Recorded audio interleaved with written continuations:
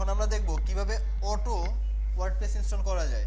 Easy process, ঠিক আছে। একটা হচ্ছে ম্যানুয়াল প্রসেস আর এটা হচ্ছে ইজি প্রসেস, মানে একদম সফটওয়্যার বেস, মানে সফটওয়্যারের মধ্যে জাস্ট নেক্সট নেক্সট ক্লিক করেই ওয়ার্ডপ্রেস ইনস্টল দেওয়া হবে।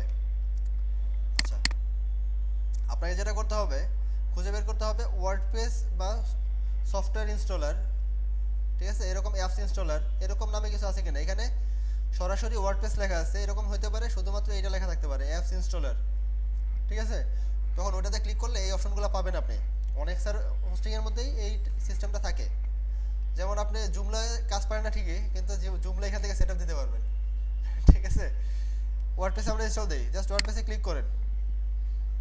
ওয়ার্ডপ্রেসে যখন ক্লিক করবেন তখন এখানে ইনস্টলের অপশন আসবে এবং ওইখানে আপনার কতগুলো ইনস্টল দেওয়া আছে সেটা দেখাবে। হ্যাঁ, একদম লেটেস্ট ভার্সনটা এখানে আসবে। ইনস্টলে ক্লিক করেন। ইনস্টলে ক্লিক করার পরে আপনি যদি আপনার সাইটের আগে www ডটটা রাখতে চান তাহলে এখানে দিতে পারেন। না না, এটা টাকা দিতে হবে না, ঠিক আছে। এটা আপনি পরেও অ্যাড করতে পারবেন, সমস্যা নেই।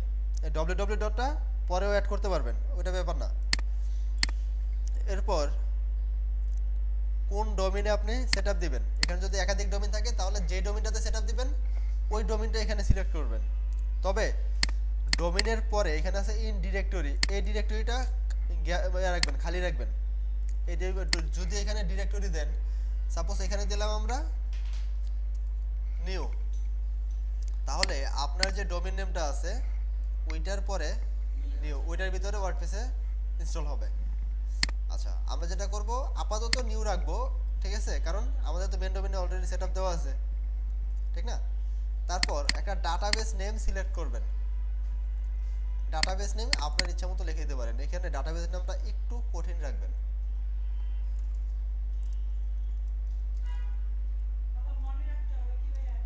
এটার নাম মনে না রাখলেও চলবে, সমস্যা নাই, ঠিক আছে। ডাটাবেস নেমটা একটু কঠিন রাখবেন। আর টেবিল প্রিফিক্স, এখানে ডব্লিউপি যেটা থাকে, ডব্লিউপি আপনার সাইটটাকে সিকিউর করার জন্য এই টেবিল প্রিফিক্সটাও ডব্লিউপি রাখবেন না।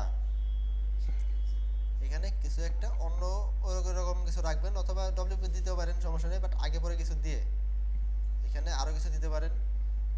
এটা দিলে যেটা হবে, হ্যাকাররা ইজিলি আপনার সাইটটা পাবে না, ঠিক আছে, ডাটাবেসটা ইজিলি পাবে না।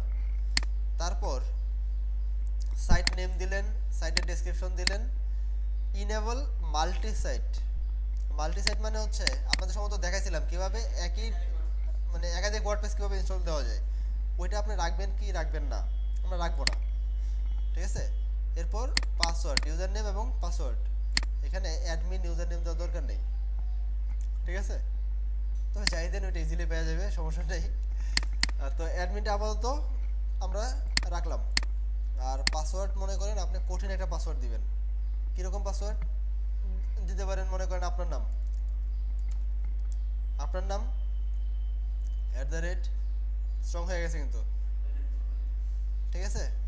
তারপর মনে করেন 897 আবার 897 দিলেন,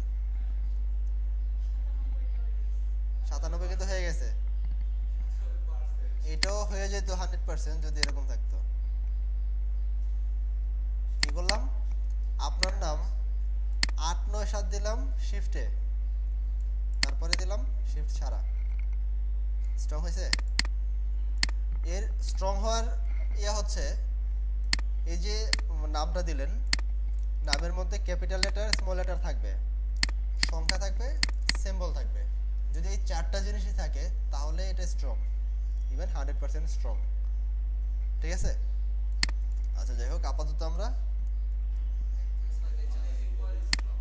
সুপার স্ট্রং দিলাম, ঠিক আছে। আর এখানে একটা ইমেল অ্যাড্রেস রাখবেন, অবশ্যই এটা বৈধ দিতে হবে, মানে ভ্যালিড দিতে হবে, ঠিক আছে। এখন উনি বলে ফেলছে কেয়ার করা। এখানে ল্যাঙ্গুয়েজ, আপনি কোন ল্যাঙ্গুয়েজ ইনস্টল দিবেন সেটা দিয়ে দিবেন, ঠিক আছে, ইংলিশ। এখন লিমিটেড লগ ইন অ্যাটেম্পট, এটা একটা প্লাগইন। আপনি যদি চান যে যদি অন্য কেউ সাইটের মধ্যে লগ ইন করে বা আপনি লগ ইন করেন, সমস্যা নেই, একসাথে 3বার ট্রাই করতে পারবে। পাসওয়ার্ড যদি ভুল হয় তাহলে 3বার ট্রাই করতে পারবে বা 4বার ট্রাই করতে পারবে বা 5বার ট্রাই করতে পারবে, ওইটা আপনারা সেট করে দিতে পারবেন যে কয়বার ট্রাই করবে সে, ঠিক আছে, তাহলে মানে এটা সিকিউরিটির জন্য দরকার আছে। একই আইপি থেকে একসাথে অনেকবার ট্রাই করতে পারবে না, যদি পাসওয়ার্ড ভুল হয় তাহলে আর পরবর্তীতে সেই আইপি থেকে লগ ইন নিবে না, তখন নিবে না আর কি, আবার রিলোড দিয়ে তারপরে করতে হবে। অ্যাডভান্স অপশন দিতে পারেন, অ্যাডভান্সের মধ্যে থাকতে পারে অটোমেটিক কি সেটা আপডেট হবে কিনা, সেটা কি ব্যাকআপ রাখবে কিনা, প্রত্যেক সপ্তাহে ব্যাকআপ রাখবে, কি করবে 3টা ব্যাকআপ থাকবে, মানে একসাথে 3টা ব্যাকআপ হলো, এই সপ্তাহে 3 সপ্তাহে ব্যাকআপ নিল, 4 নাম্বারটা ব্যাকআপ নিতে গেলে 1 নাম্বারটা ডিলিট হয়ে যাবে অটোমেটিক, তাহলে আপনার সাইডে একটা ব্যাকআপ থাকবে। এইভাবে ব্যাকআপটা রাখলে ভালো, ঠিক আছে, রাখতে পারেন, আপনার হোস্টিংয়ে থাকবে।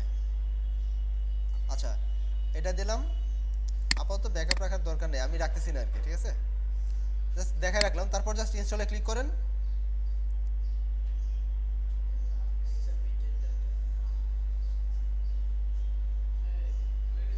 হয়ে গেছে।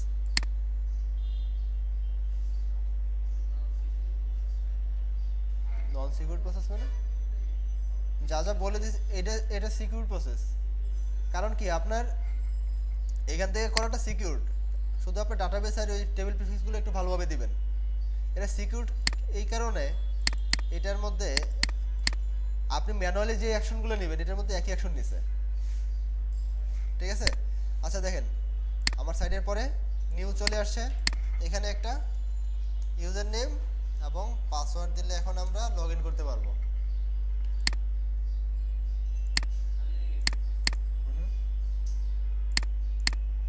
আমার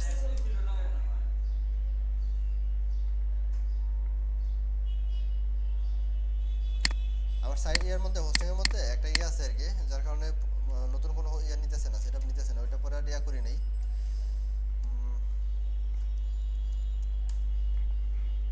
আচ্ছা যাই হোক, এখন জাস্ট লগ ইন করলে আপনাদের মানে ড্যাশবোর্ড চলে আসা, মানে কি এটাতে এখন কাজ করতে পারবেন।